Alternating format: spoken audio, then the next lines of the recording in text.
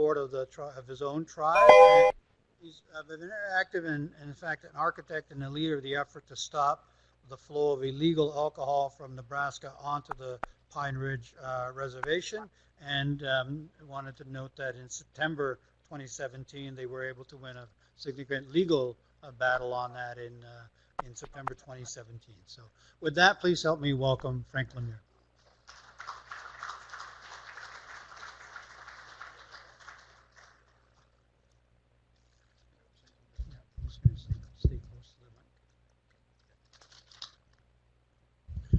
Let me be sure to project. I want to be sure to project today.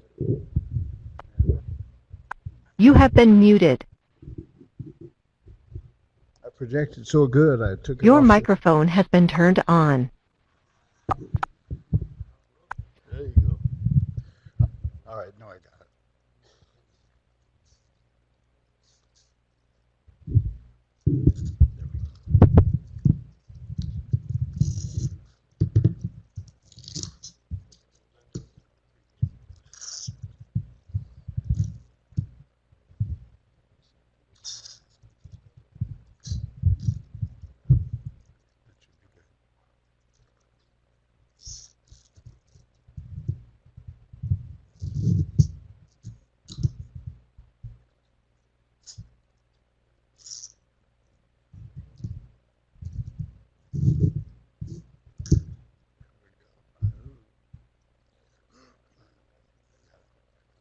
Okay, good morning. We just did that to liven it up just a little bit and see if Sean was awake, and he was. I want to send out a greeting to all of you this morning. I'd be remiss if I did not tell you that I came up here earlier today. I went out and took a look and see what we're dealing with on this beautiful day, and I put down tobacco for us. And as we do, I did those things I thought fitting and appropriate, and that was to just ask Mauna, the creator of all things, you touch me here today. Touch me in my heart and mind so I could touch others in their hearts and minds, and they the same when they return home. And I asked very simply that good come of this. And so we did that the best we could today, and I want to share that with you. And also gave thanks for that traveling grace we've been given, and that traveling grace that we will all need. I did that very early this morning, and I just want to tell you I feel very good about that. So we'll have a good day. Many of you, I understand, have to leave. Some will be able to be here. Some will have to leave, and I understand how that all works. But I have always come to know that just the right amount of people will be here. And they will hear just the part of this message that they need to hear. And I remind us in our work, I watched and listened to you work for 3 days. And I tried to do that all the time. And I gleaned and I listened very closely. And one thing that I'm reminded of is I hear everybody talk from all of the 4 directions about the things they're dealing with their people. I'm reminded, of the fact that there's a oneness, and it's good when I come to gatherings like this that I'm reminded of the time that I spent in the Big Sky country. I'm reminded of the efforts that we spent many years dealing with the Oglala relatives, and meet people that I have not seen for a long period of time. And I think about that, and it occurs to me that things change, but things remain the same. And that's good and that's bad. And I learned that over the last couple of days, and we'll talk a little bit about that. But one thing that I do remind myself of every day when we come together like this, and I remind you so you can remind yourself, there is no coincidence. I don't know about these TOR grants. I don't understand it like all of you understand it, but I know that there's no coincidence. And that each and every one of you are to be where you're at. And each and every one of you, even this day, are to be here. To take something from here or to leave something here. And I believe when I think about those things, I come always to that realization that that's way bigger than we are.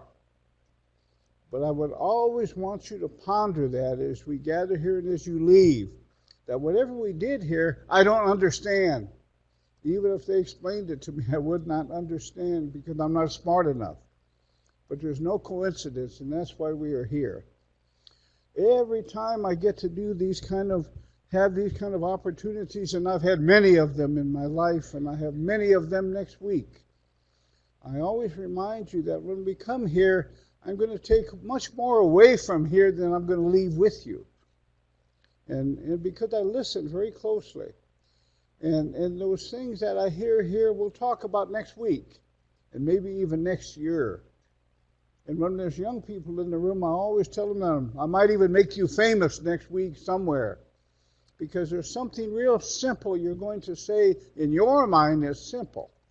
A simple action, a simple reaction that you think very little of, that others pick up, and they listen, and they learn from it, and they carry it from here. And I've come to know in my life that that's how it works.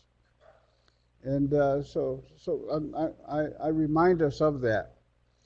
I would be remiss if I did not acknowledge several folks in the room. I know we have our TOR program from the Winnebago tribe of Nebraska, Crystal Snowball, and I don't get a chance to watch them and talk with them the way that I should.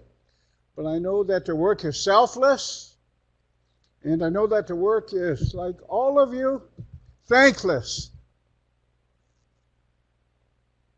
Because those things we talk about changing are hard to talk about.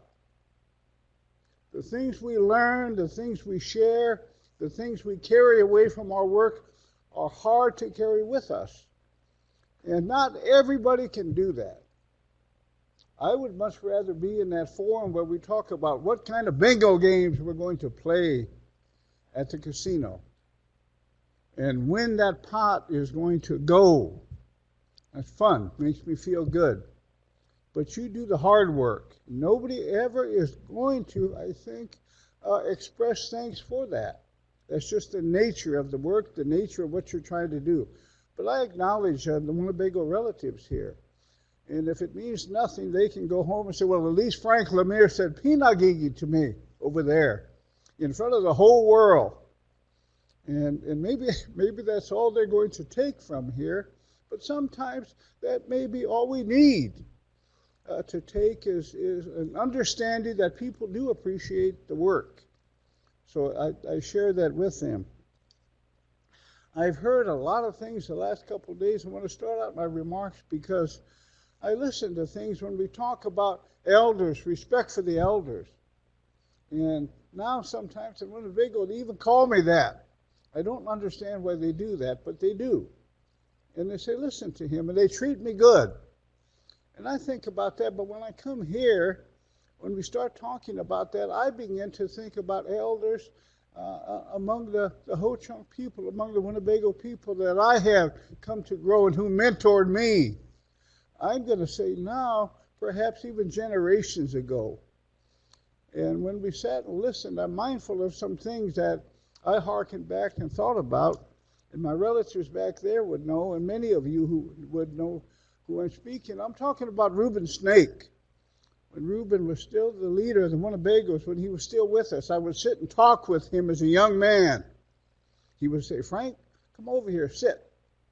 We'd sit for a long time, and he would tell me certain things, and sometimes I never did really understand why he would tell me those things. I would go and say, and I wonder why he told me that. And there was something he told me a while back that I remembered a while back. And something he told me maybe 30 or 35 years ago. And I can't even remember why he told me. But it was applicable a month or 2 months or 3 months ago in something that we were dealing with in Nebraska. I can't remember what it was. I think maybe it had to do with that pipeline. I think it may have had to do with a tax dispute that the Winnebagos had with the with the United States government, an ongoing tax dispute. And about 16 months ago, I remember the Bureau of Alcohol, Tobacco, and Firearms went to our economic development arm where my wife works. Lucky I was not there because I wouldn't be here. They went over that day and they went armed with firearms, 50 of them. And I was not there. It must have been a brave scene, though. And maybe one they even put on tape and they show when they have those orientations over there at the Bureau of Alcohol, Tobacco, and Firearms. They very courageously went in and they carried out 50 boxes of files. I said, damn, that's courageous. And that's all they did. And it caused an uproar, continues to cause an uproar. And I found myself over there in Washington shortly after that. Our whole Nebraska delegation was right there, sitting there at some breakfast. And I went over there, and Frank was over there, and they have to listen to him whether they like it or not. So they said, Mr. LeMere is here from Nebraska, and it's good to see you, Frank, and so on. And I reminded them of something. I said, these were sovereign Winnebago people, my people. You came in there because of a tax dispute. And you terrorized a lot of folks, a lot of them non-Indian people who work for us. I said, you terrorized them. And I said, I have a real problem with that because it was a tax dispute. And I'm going to talk a little bit later. There's a tax dispute going on over there in western Nebraska having to do with those who sold alcohol at Whiteclay. And I'm understanding that before we were able to prevail and close them down, that they went in and they audited them. They've been there for 113 years. They audited them just a simple 2-year period of time and found that they had run state and federal taxes to the tune of $660,000. That's a lot of money. I don't know what the dispute was, the amount in Winnebago, but it was way less than that. But they sent in 50 of their best. And I'm understanding, and I brought this to the attention of our delegation when it happened in out there in Whiteclay with these white liquor sellers, most prominent people in the community, and run federal law, and run state tax laws. I'm understanding they sent them a certified letter in the mail saying we have issues with this. And that was pretty courageous too, I guess, if you think about it. But even put extra stamps on it. That is how it still is. That is a reality that when we sit and talk about the things we deal with in the back of my mind, that's still there.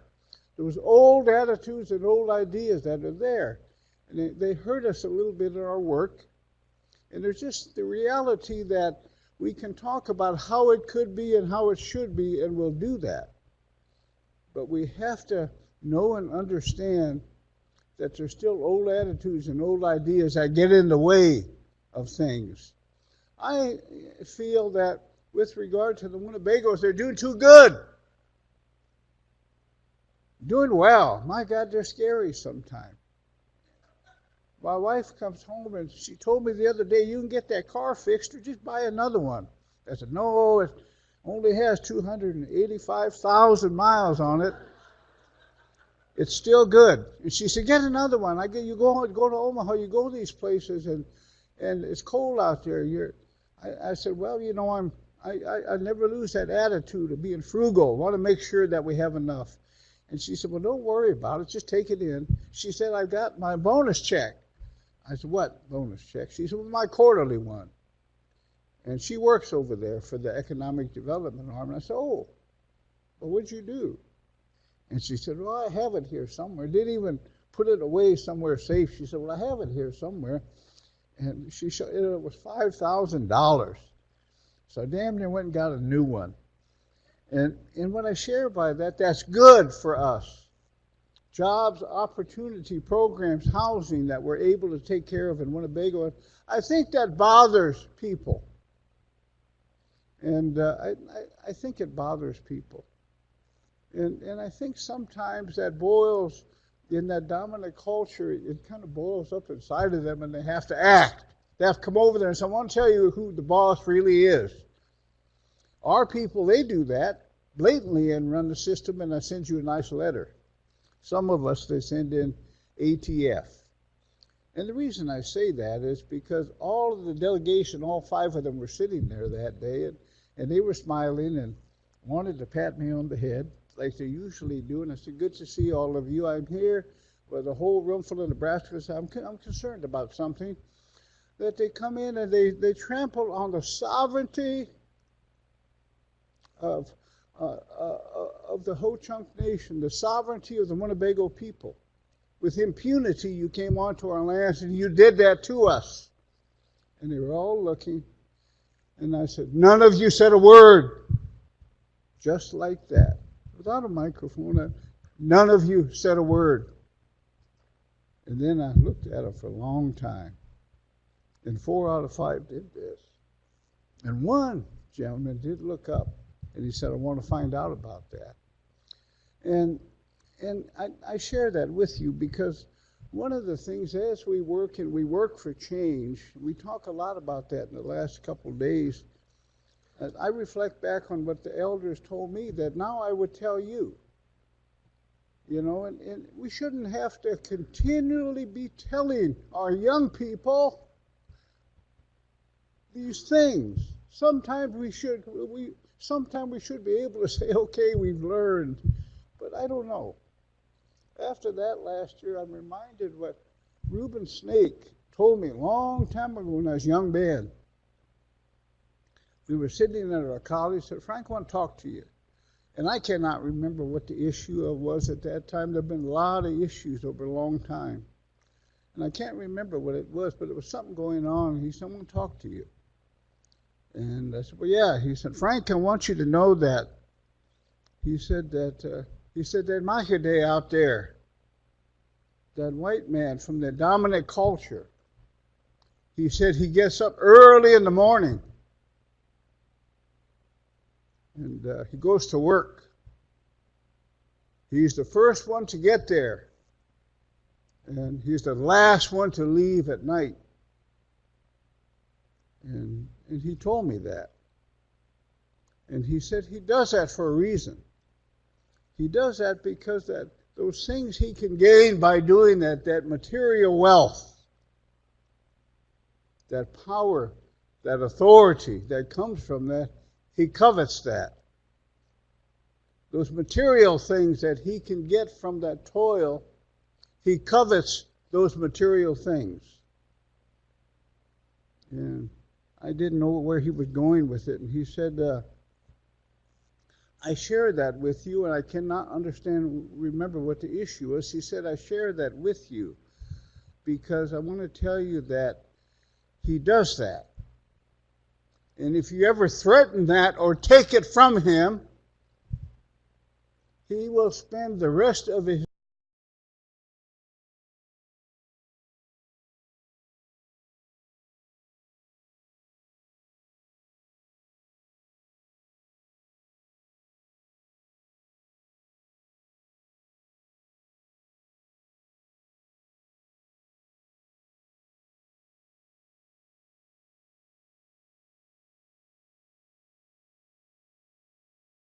existence trying to get it back. And that was the end of the discussion. Like 35 years ago. That was applicable, remains applicable at Whiteclay, remains applicable with the Bureau of Alcohol, Tobacco, and Firearms. And I remind you of that so 35 years from now you can remind somebody else of that. That's the way it is. That there's certain things that were taken from us, and they gave people power, wealth, and authority. They covet that. And if you want that back, those of you who protect and wish to strengthen your sovereignty, be mindful of that. And I tell our young people who fight, my own son who fights for that, I remind him of that. That they took that and they'll do everything they can to hold on to it. And when it's lost to them, they will spend the rest of their existence trying to get that back. When he told me that when I'm younger, it don't mean much to me. Because I'm hopeful, just like you. Let's go over there and talk to the council. Let's talk to the legislators. Let's talk to Congress. Talk to Senate. They'll listen to us. And I've always been like that. I try the best I can, but that is a reality that we have to deal with because it's throughout the system. So I share that with you, something that was told by our elders, because all of you speak of that yesterday. And I want you to think about those things that was told you and the things you hear from each other. You take those home. You remind each other of that. The grim reality that I'm going to share it, and I wanted to say that in about 8 of those 9 workshops, but I figured I would wait, and I wanted to step up because of something I've seen in my life, my whole life, and when I say this, a light bulb again will go on in your head, and you'll say, well, that's what's going on. Here I've been trying to work through all this, and here he told me that he made it real easy. Here's what's going on. And I learned that from my work at many fronts. And that is very simply, and I want you to think about it yourself. The dominant culture likes it just the way it is. Do not fool yourself. Never fool yourself. They like it just the way it is. They tolerate this, but they like it just the way it is. And we'll understand more about that. But I want you to know that. It's what you're working up against. There's old attitudes, those old ideas. Because when you try to take back that control, they don't like that. I feel good about myself. And because I've been able to live this in this dominant culture, but when you begin to threaten that, there'll be pushback at every turn. And I don't say that to discourage you. I say that to encourage you. Be ready for that. Deal with it. There's another elder that I'll make reference to, and all of you know her, and you worked with Neola Walker.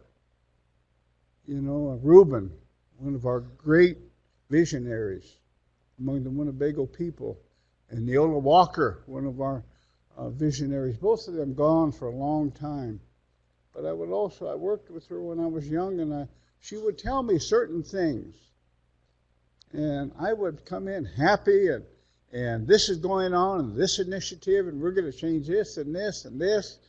And then she would tell me something, and I kind of walk away sobering and don't know what to think. A long time ago, one time in the state of Nebraska, in our unicameral in our state senate, somebody had resigned to go on to greener pastures. And there was an opening somewhere over there, somewhere up where we're at.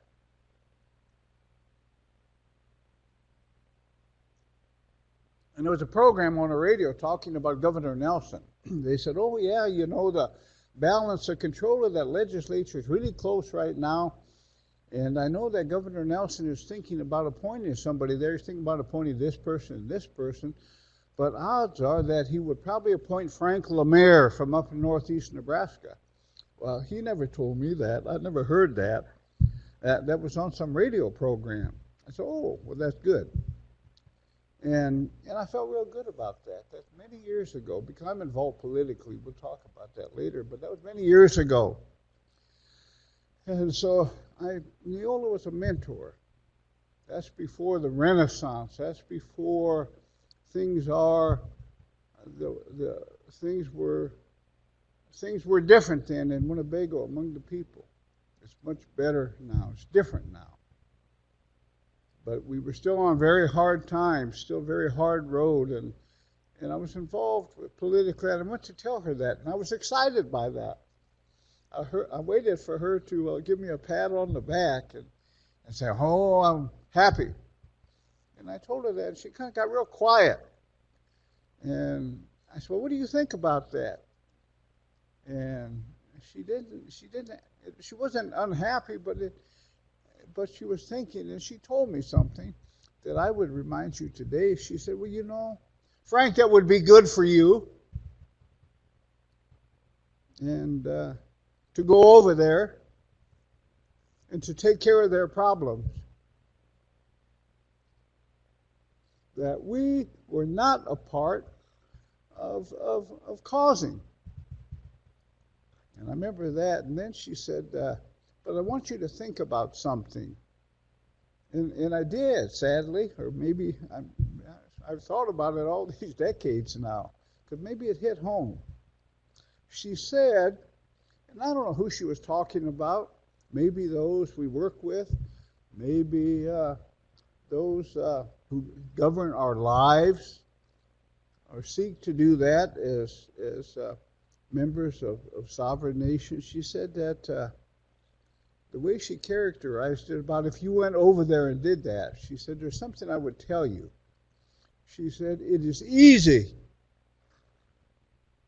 to look over somebody's shoulder.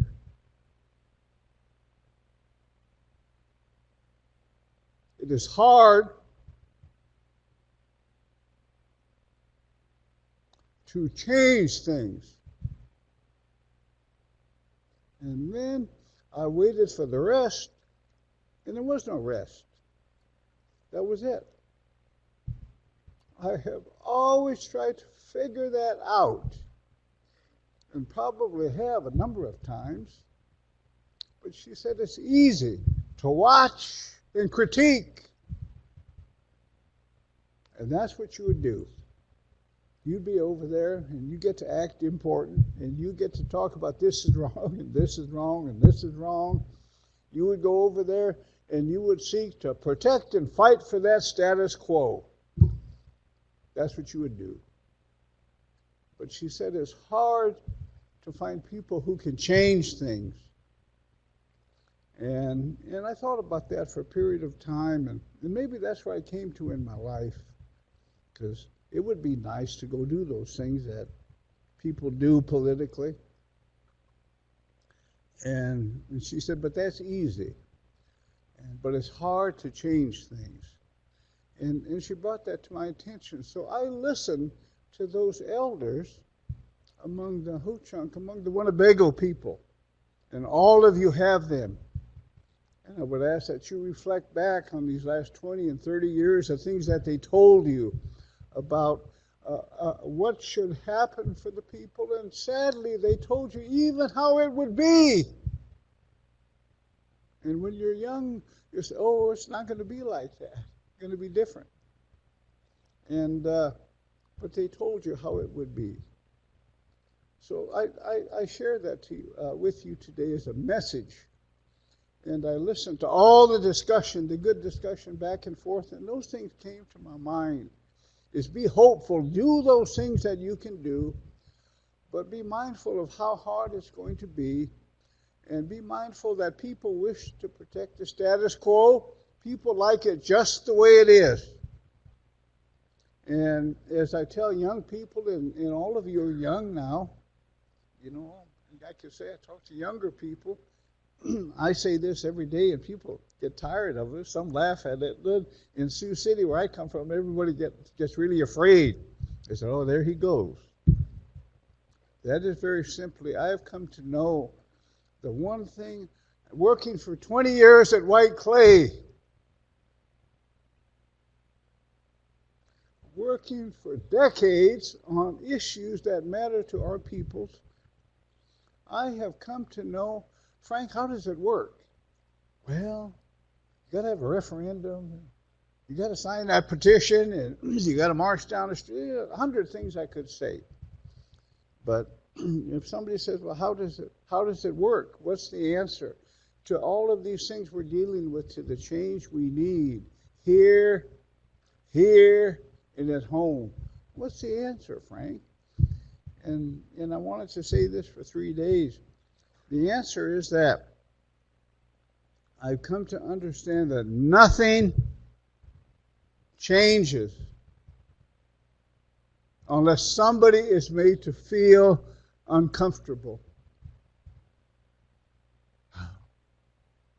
Nothing changes unless you make yourself uncomfortable.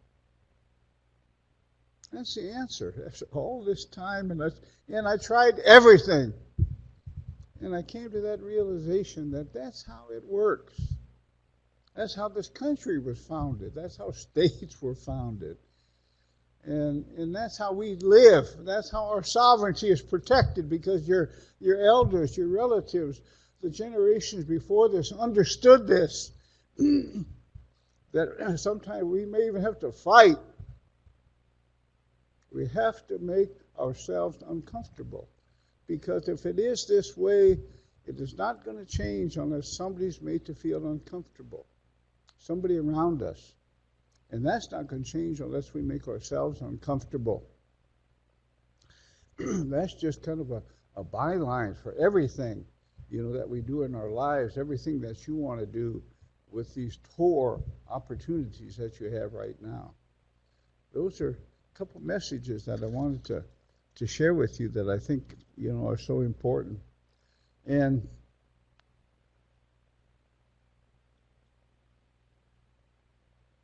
I don't say those to throw a wet blanket on anything. I say those because I would want you to know. And I'm glad when I was younger, my elders, like your elders, told you things. And you never understood what they meant until you get older. Then you say, now I know what he was talking about.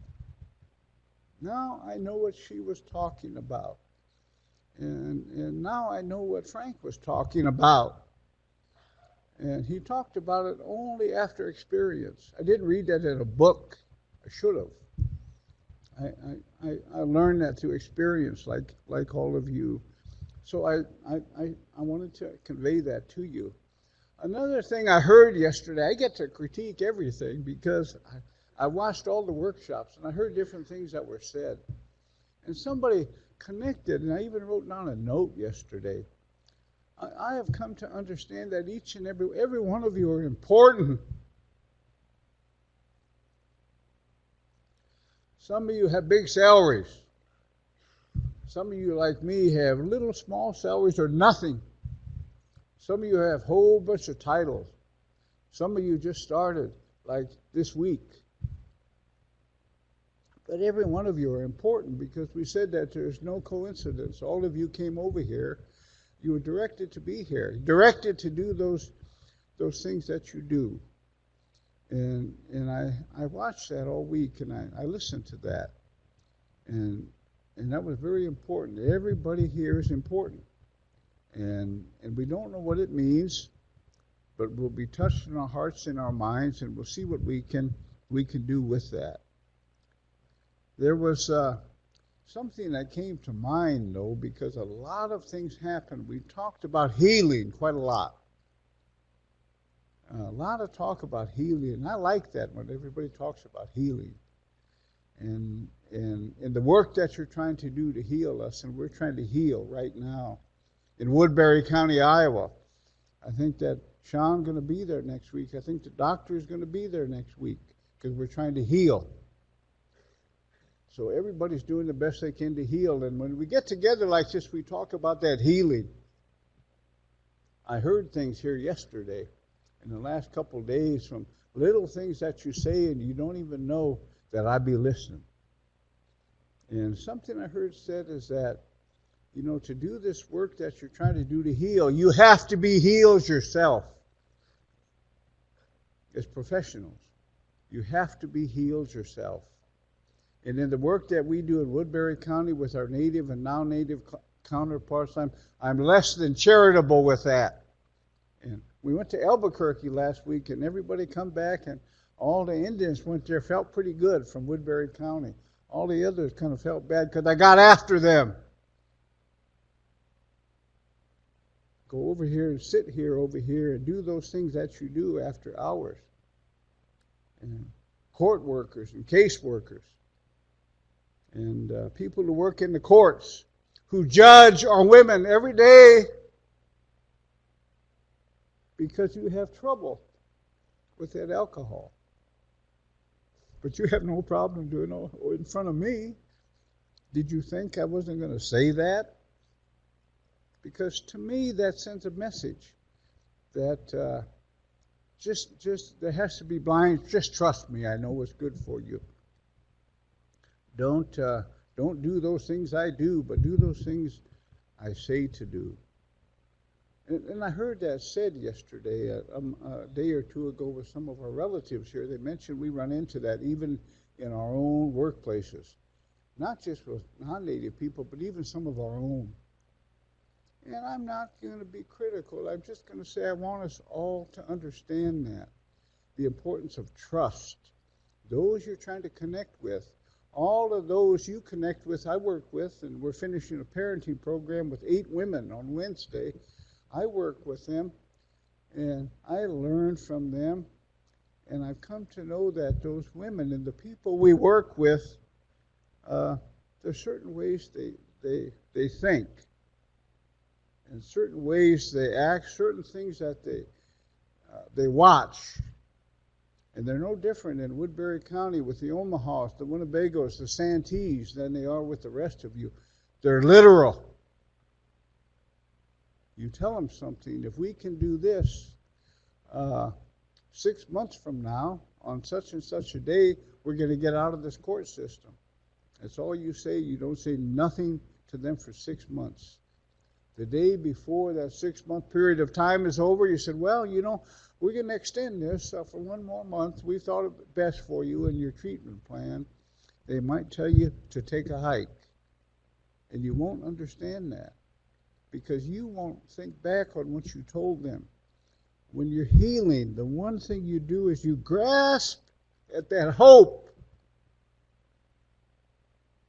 You're literal. If you do this, on this day, we can be here. So you better try to be there on that day, because our people are very literal who we work with. And they watch us closely. We are a part, even if we don't want to be, we're a part of somebody's defining moment every day. You don't even think that. You might just walk through the office and they look at you. You might just walk through the program and they look at you. Didn't say nothing, but you may be their defining moment, because what they're looking for is trust. They're looking for a reason. They're looking for answers like all of us do. I think we just naturally have to be the best role models that we can possibly be. And all of us have shortcomings. I have the most of them. We have a chance to pray at home. I always say that. I say, I have more than all of you combined. But I'm trying, and I will try the best that I can. But I heard you talk of that in the last couple of days, and it was real important to me, and I'll carry that from here, and I'll talk about that somewhere. The other thing we did yesterday is we acknowledged those who want to heal. And I like that. I watch that really closely. And I think that's important, that we celebrate those things.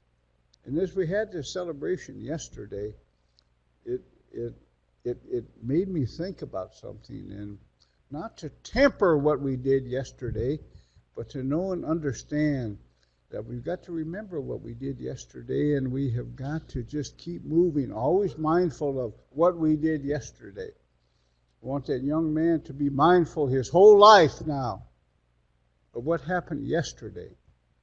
That's the way it works. And when he did that yesterday, there's something that I thought of, and I may have expressed it to some of my colleagues. And to tell you this, I have to, and I don't like to do this. I've only done this like one time, but I would tell you something. I might even invite you over.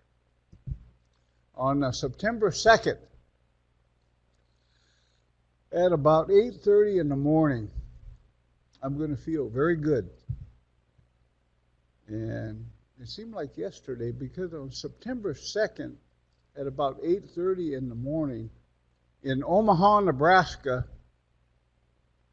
40 years ago, I got well. 40 years ago. And I'm going to say I don't celebrate those things because I don't know if we should or we shouldn't, but I don't. But I'm going to. I'm going to get a cake, and I'm going to cater in that caribou coffee, and I'm going to enjoy that because I don't want to take it for granted either. But it'll be 40 years. Each of you know your stories. Each of you have those kind of things. But I was reminded of something yesterday that I have to tell you, and that is that with regard to our work, being healthy, healing, and what it is and what it's about when you finally begin to go down that road, when you find that way. I remember I had been sober for 3 years. That's a long time. I was lucky if I could make it 7 days, a long time ago. That's when I lived in the Big Sky country. That's how come I don't live there anymore, because they threw me out. And when I go up there, oh yeah, Frank, and I have to kind of act different around Winnebago's. What are you guys talking about? Anyway, I left there, and I came back to Winnebago, and I tried to get well. And they, a long time ago, had something. They had, every year they would have this sobriety dinner, banquet, this gathering. And one year they said, Frank, would you, because I know you've been good now, would you come and MC that for us? It's a celebration. And that was a good thing. Always headache stuff. I said, oh, I'll do that. And there was, I don't know if there was this many people in the room. There were a lot. But we went ahead and we did a sobriety banquet. And I remember, as LaDonna remember, it was called the heroes and the heroines of the Great Alcohol Massacre. It was at dinner, and they honored everyone who was getting well with like 1 year of pins and 2 years and those kind of things. And so I got to oversee that night, and that was fun. And they had coffee, they had a lot of cake, about 3-4 kinds of cake. And I remember that because I was learning how to live differently. And they got done with that, and everybody had a good night. And I think I did as good a job as I could do. And before it was over, when I was done before, and be careful when you do this at home. Don't do this at home, because there might be somebody in there. I said, I feel very good now because I've been sober 3 years. Now I know how it is, and it's good. And everybody, they even give me some applause. They said, I've been sober 3 years. Now I know how it is. And then went on, and we finished up the night, and we gave away a lot of pins that night. And for people who had a lot of years of sobriety, and when it was over, there was an older gentleman. He was a Lakota gentleman, Winnebago, worked there. And I just know him vaguely, but he came up and said, Mr. LeMere, he said, Frank, he said, that was good. He said, you did a good job. I enjoyed myself today. Thank you for that. And he said, you've been sober a long time. And I said, yep, been sober 3 years. Kind of cocky. I've been sober 3 years. And then he said, sober 3 years. And he said, well, now you know how it is. I said, yep, been sober 3 years, and now I know how it is. So be careful and don't ever say that, because he's going to say, well, Frank, Mr. LeMere, I want to tell you something. And I said, what is that? He said, I want to tell you that you're full of shit.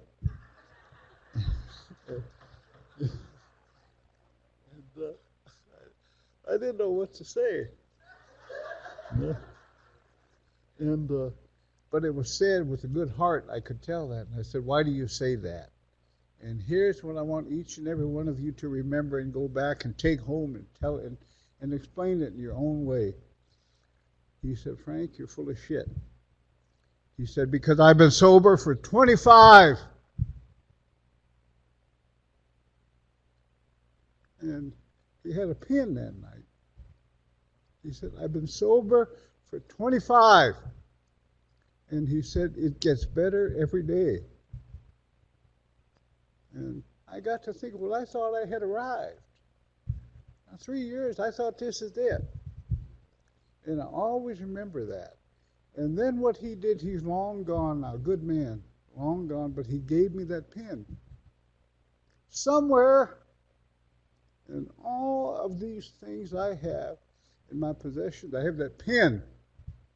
And I think I even found it one time, just to find it because I got sober for 25. And that was a long time ago.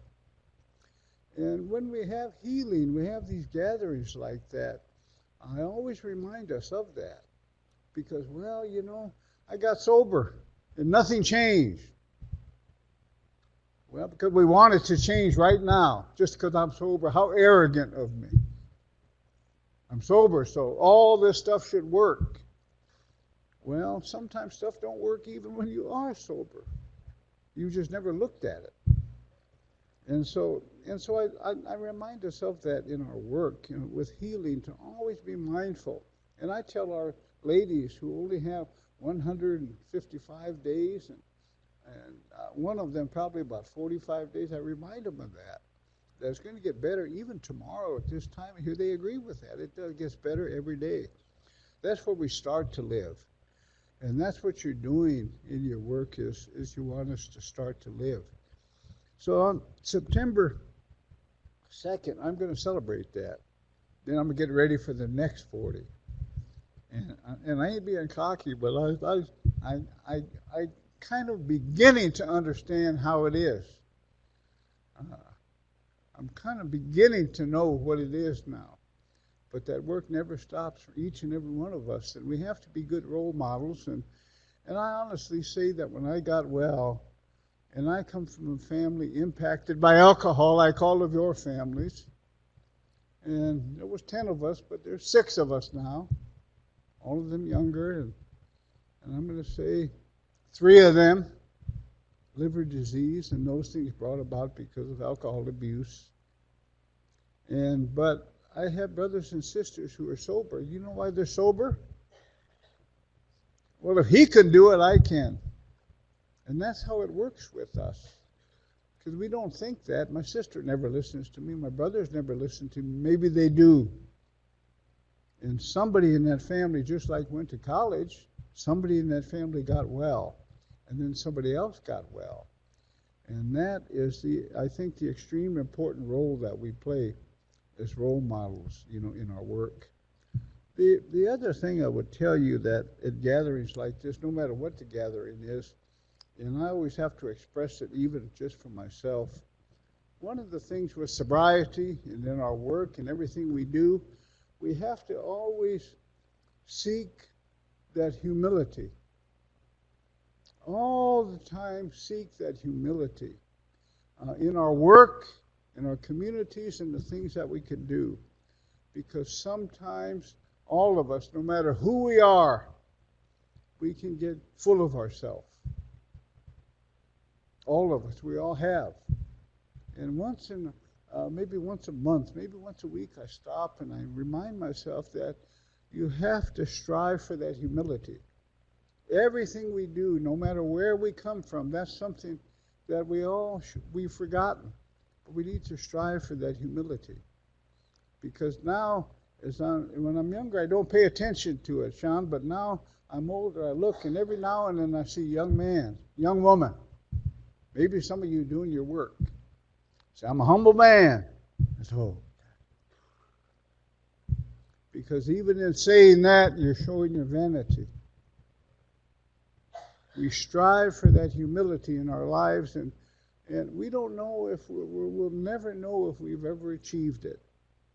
Because only after we are gone, as all of you know who've taken care of your relatives wherever you come from, at that gathering, that remembrance, that wake, that memorial dinner, somebody said, I knew him. He was a good man. He was a humble man. Then you know you will have arrived. You go to those gatherings. I knew her. She was a good woman.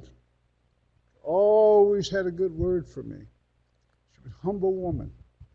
Then we will have known that we lived our life striving for that humility. And those are just concepts, precepts that I've learned about trying to heal. That we can try to heal and we could go by the book, and we could go by that syllabus, and we could adhere closely to the healing method.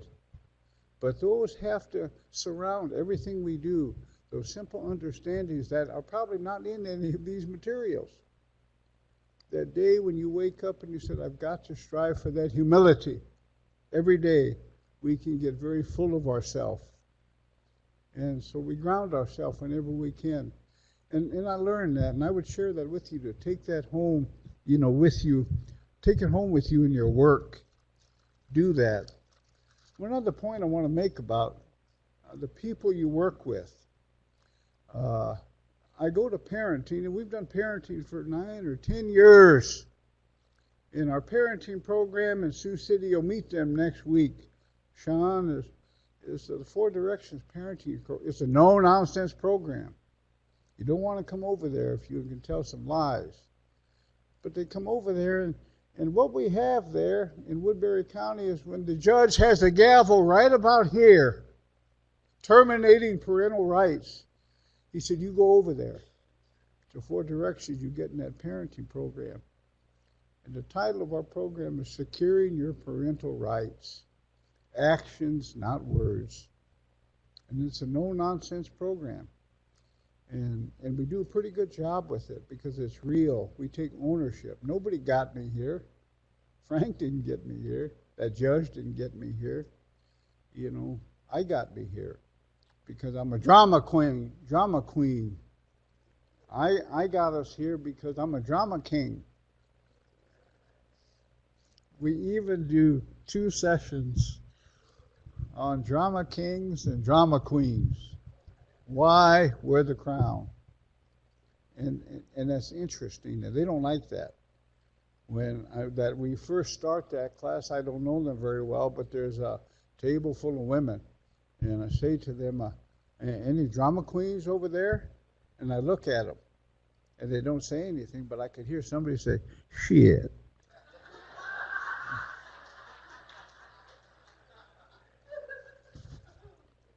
But by the time we get done, after 32 hours, 16 meetings, any drama queens in there, they all raise their hands.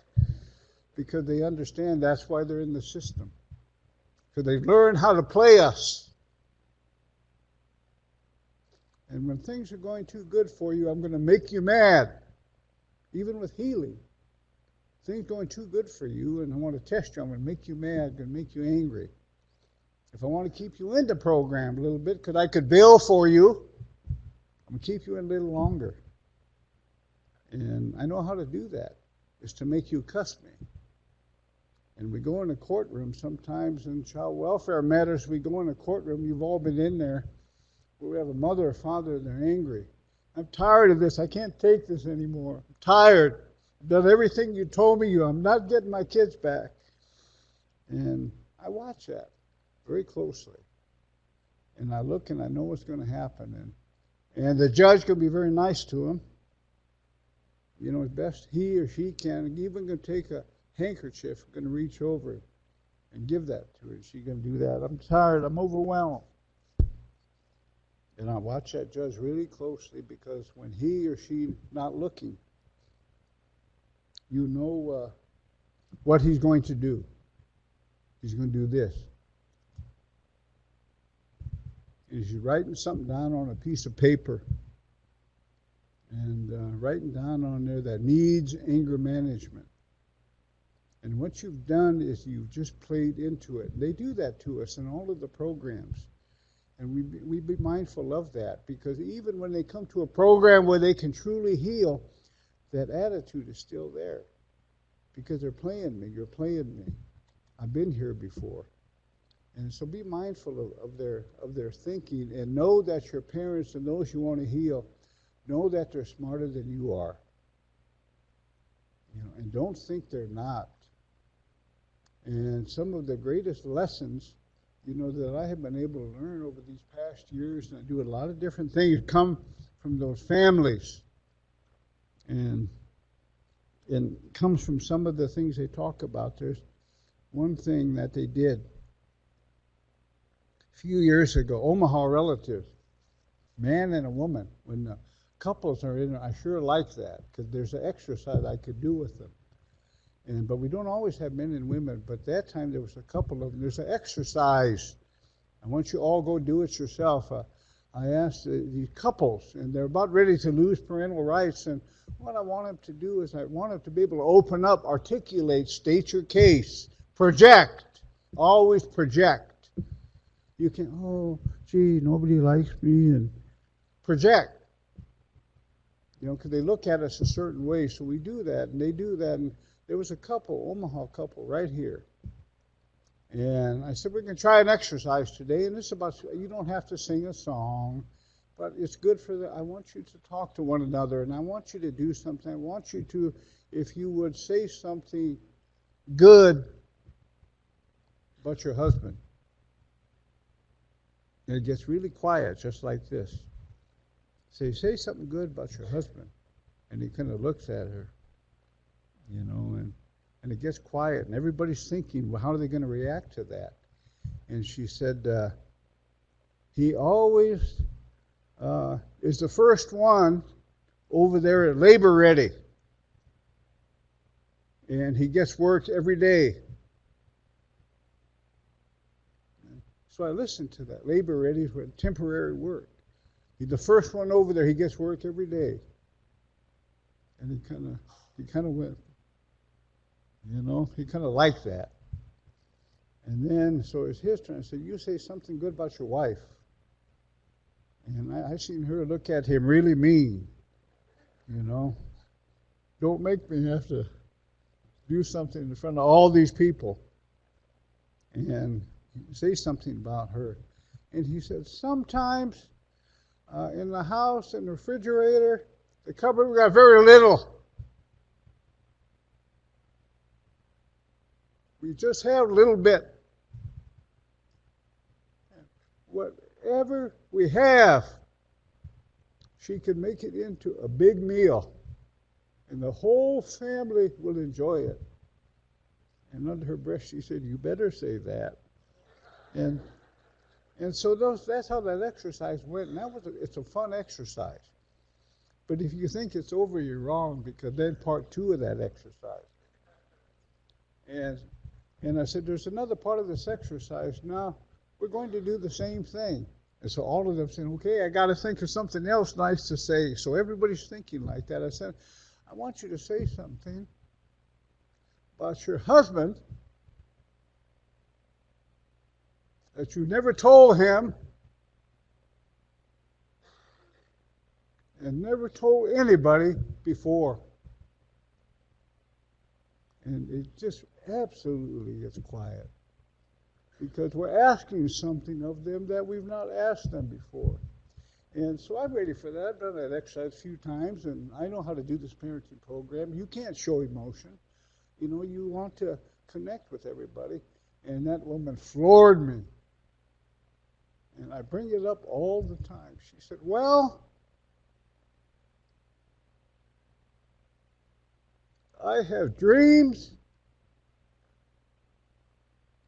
about having my own house. I have dreams about getting a GED. And I have dreams about my children going to school and getting good education. And I can handle that part of it. The other part would be hard for us to handle. She said, he's the only one who believes in my dreams. And it was hard to go on, but we did. And it's harder now talking about that than it was right there. But because she taught me so much, she teaches every one of you so much. You know what she taught us? No trust. I do a lot of human rights, civil rights things there all the time in the news, doing something for our people. She didn't say, Frank LeMere believes in my dreams. She didn't say, ATTC believes in my dreams. Didn't say, the Crow tribe believes in my dreams. She said, he's the only one who believes in my dreams. I remember that, and I tell you about it because on our best days we have failed them. We have failed to reach, we have failed to connect because we get full of ourselves. We think we understand them. They teach me something every time, we gather. And we've got to go back and connect with them at the very beginning. We can't take them with a model that we have that's well thought out, well studied. We go back to square one and ask them those kind of questions or figure out a way to get that done. But that is just something, it's a challenge to me all the time when we work with them. I'm real careful because I think I know something. I don't. But they will tell you. But it speaks to that lack of trust. And we've really got to build that in them if we are to connect with them. It can't just be him and her.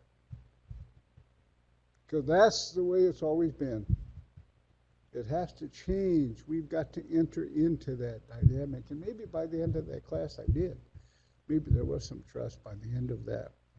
But I would share that with you. I'm going to talk to you. We don't have all that much time, but there's something I want to share with you. There were some pictures we had here, but we didn't show them. We'll not show them. About issues at Whiteclay. Many of you know about Whiteclay. I will simply tell you, Whiteclay is a border town in the state of Nebraska, 50 yards from the Pine Ridge Indian Reservation, where the Oglala Lakota relatives live. And Nebraska has preyed on that population of vulnerable people for 113 years. The Oglala relatives, perhaps the most disenfranchised of the disenfranchised among us, the most disaffected by alcohol, of those disaffected by alcohol in this whole country. You can attribute a lot of that to the state of Nebraska. You can attribute a lot of that to us and our greed. Every year we sold 4 million cans of beer in 4 little places to people who had no legal place to drink it, knowing what they were going to do with it. And these are not little cans that you see on those commercials. They're big cans that have the equivalent of 4 or 5 shots of alcohol. They did that all these years. I will tell you, and I want you to go study it and read about it a little bit yourself and take advantage of it, because on April the 21st, I understand, and we'll do something next week somewhere, they're going to commemorate the 2nd anniversary of the closing of those alcohol stores by the Nebraska Liquor Control Commission. After decades of pressure and fighting, they're going to celebrate the 2nd anniversary of that. You're in Pine Ridge, I'm sure they'll do something. On September 29th, they're going to celebrate the 2nd anniversary of the Supreme Court decision in the historic. There's going to be a day when that decision in the Supreme Court will be looked at as a red letter day in Nebraska Indian history, red letter day in Lakota history. Red letter day, it's a civil rights win for all of us, a human rights win for all of us. We don't even know about it because we're right in the middle of it. But there'll be a day when we look back at what happened there, and we'll see how it happened, we'll study how it happened, and we'll feel good about it. And we, on September 29th, 2 years ago, in the Nebraska Supreme Court, after bitter arguments, they had shut them down in April. They went to the Supreme Court. Nebraska Supreme Court took it there, had high power attorneys, and so what they were able to do is we were able to prevail in the Supreme Court. And the final tally that day was Nebraska Supreme Court 7, Whiteclay beer sellers nothing. We did that. We took on the Bud man. We took on big alcohol. And we prevailed. And it seems that, and now we're getting ready to battle Keystone in Nebraska. And then we battled big tobacco with this alcohol, tobacco, and firearms. It seems like all of us are people, all of us have to go fight the big guys all the time. But we do. Anyway, I want to take a moment to celebrate that, and I'll tell you why.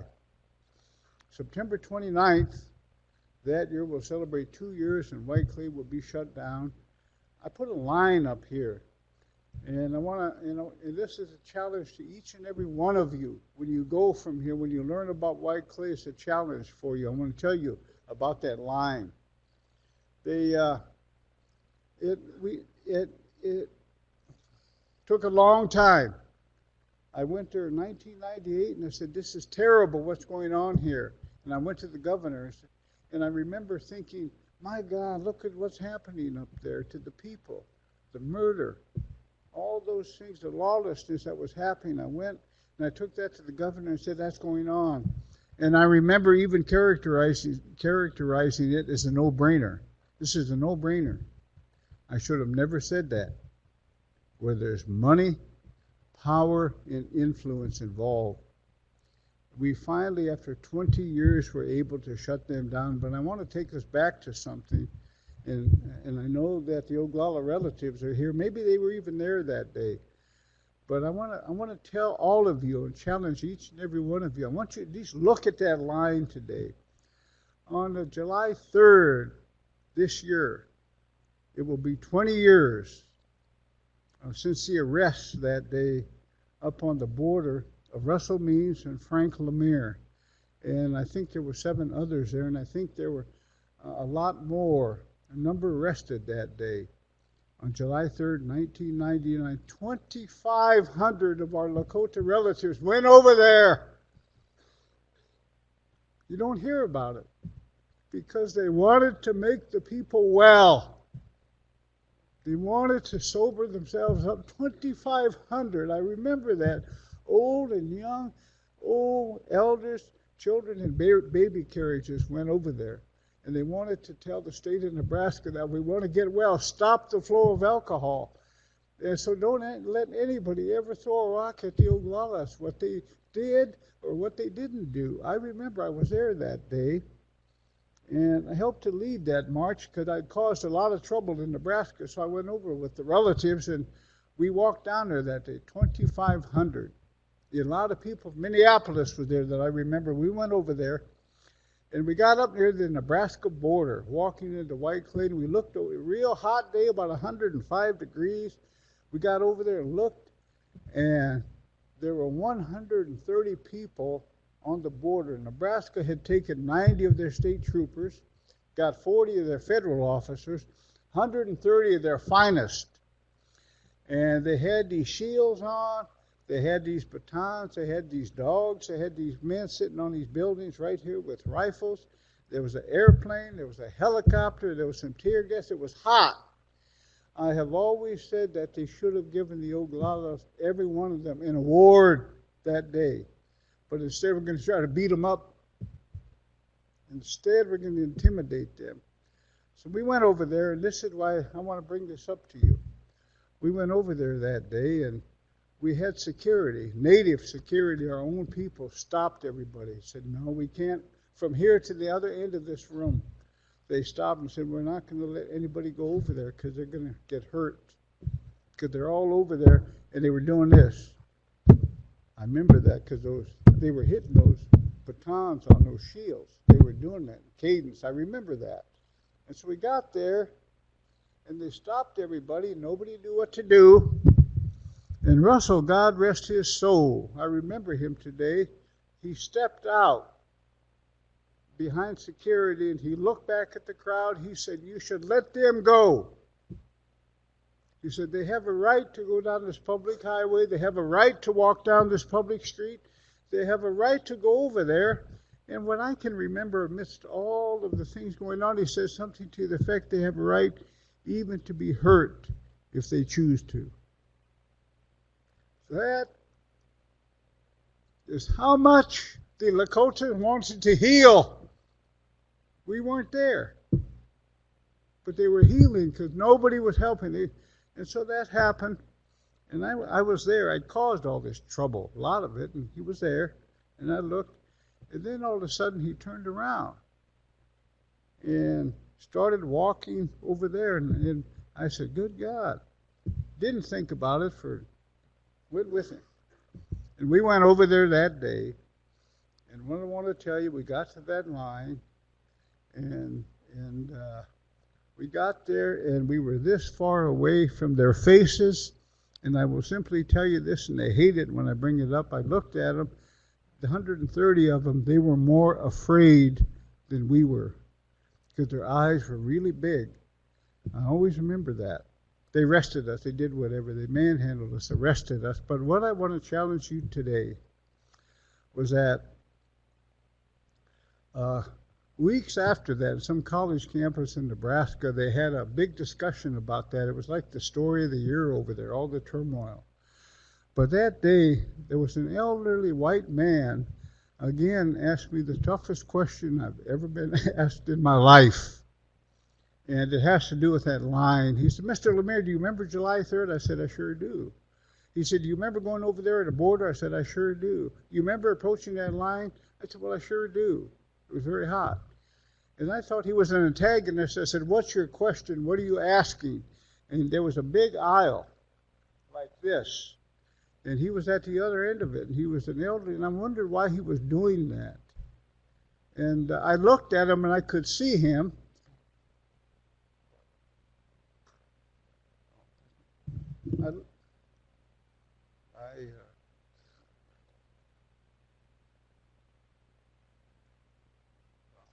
I could see him, and he was at the other end. I said, what's your question?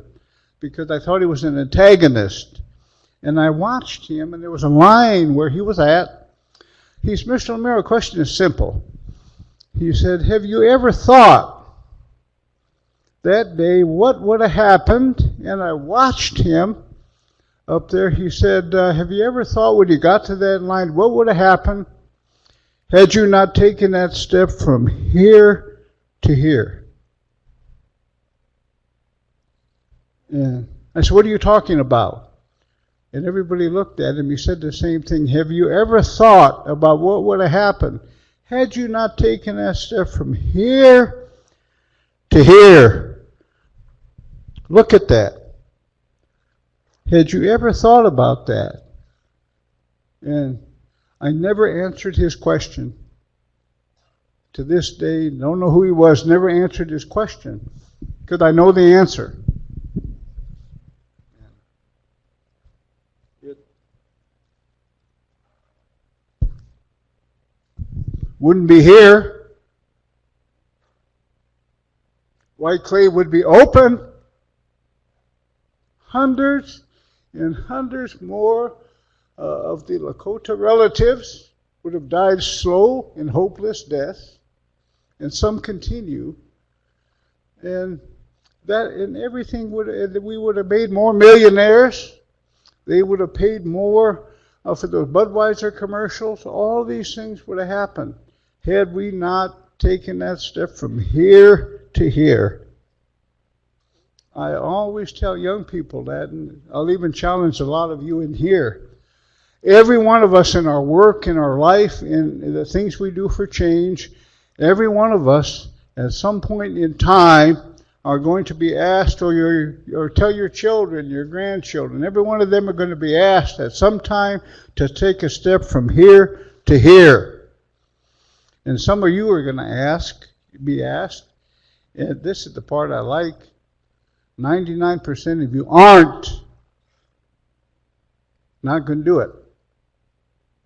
And you guys think about that. You're not going to do it because you're going to think about your family, your extended family, your husband, your wife, your friend, your co-worker, your tribal member, your political party, where you live. All those things are going to cross your mind. And I challenge you the way I challenge young people, and a lot of you are not going to do it. Some of you will, And what happens that day, when I look back now, what happened that 20 years is that the Creator said, Frank, I don't remember it, but he said, Frank, I'm going to put that line there, and I'm going to see if you step from here to here, if you have the nerve. And if you do, I might let you change something. And in 20 years, I could have said it wasn't worth it, but we stay with it. It did. And take that with you and challenge you. And Harold, I'm about done, but there's one thing I'm going to say. On the first anniversary of the closing, and this gets heavy. The first anniversary of the closing, I went over there to Porcupine, I believe. They had a 1 year anniversary of the closing, the shutdown of Whiteclay. I went over there, and boy, had fun. They had good drum. They had good food. They had testimonials. A lot of people been well, and they celebrated it. And these kids even gave me these cups that were hand-painted to the date of the closure at Whiteclay. And it was a festive occasion. And it's 6 hours for me to get home, so about 9 o'clock at night I was getting back. And so I thanked everybody. Thank you so much. I've enjoyed it. Thank you for honoring me. And I headed to that door over there, and with my stuff, and they give me some sage. I had stuff, and I was carrying it.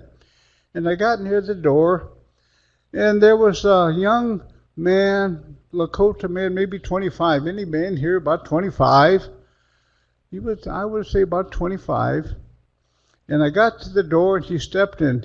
He put his hand out. And didn't say anything. And I shook his hand because he was greeting me and wishing me a good trip, I guess. And I said, I really enjoyed it. It was a good night. I really enjoyed that food. It was a good words. It was a good prayers. It was good songs. Thank you. And he didn't say anything. And then he stepped out of the way. A Lakota woman, about 24, stepped around him and did this.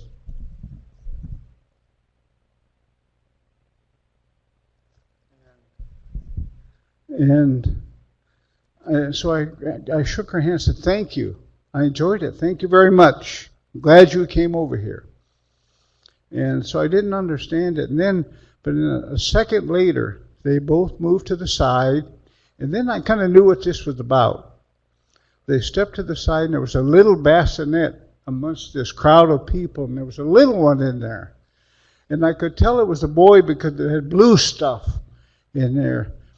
And I looked, and then they talked, and I thought it was just a nice thing.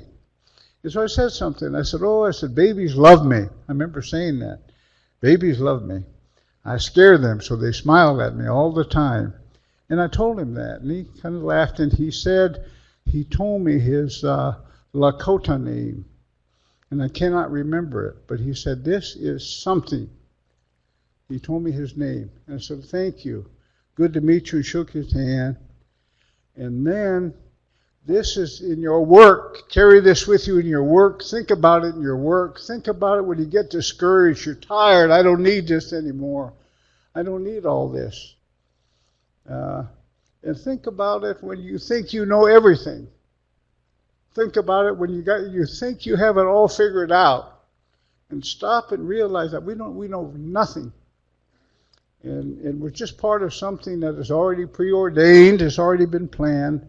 Because what he did, he told me. He said, this is such and such. He said, he was born, he's 5 months old. He was born after Whiteclay shut down. And I listened to him. And he said, I want him to meet you because when he gets big, he is going to hear about that place. And he is going to see what it did to the people. He said, and I want him to know that you met the man who helped to shut that down. I said, oh, well, thank you. I said, thank you, left. And that was it.